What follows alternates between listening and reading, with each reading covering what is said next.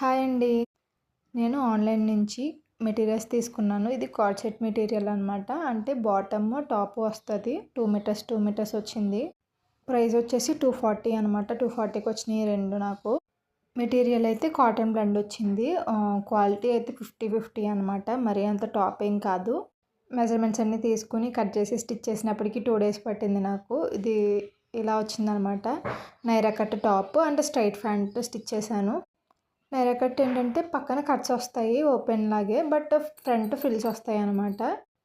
And నెక్కకైతే ఇలా కొంచెం top bottom cloth వేసాను హోల్ ఇచ్చి.